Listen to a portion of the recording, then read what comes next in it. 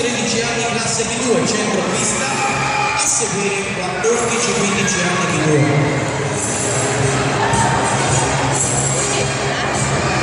I vincitori della terza tappa di Coppa Italia per le danze latine 12-13 anni classe B2 sono gli atleti Desiree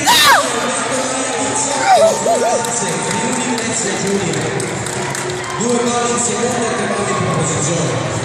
Al secondo posto Sara Pozzo e Francesco Aiello, danza veloce Emilia Romagna. Per questa coppia un ballo in terza, un ballo in seconda e un ballo in prima posizione.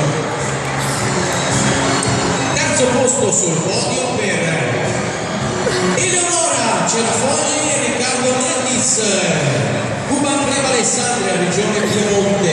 Per questa coppia un ballo in quinta, un ballo in quarta, un ballo in terza e un ballo in prima posizione.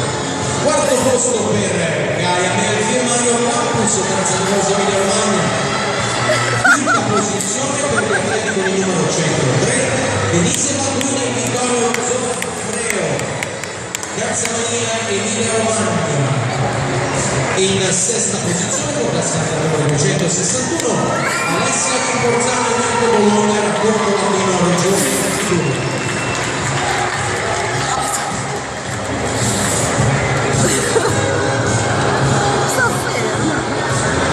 Sta facendo 14-15 anni classe B2 centropista, a seguire 8-9 anni B1.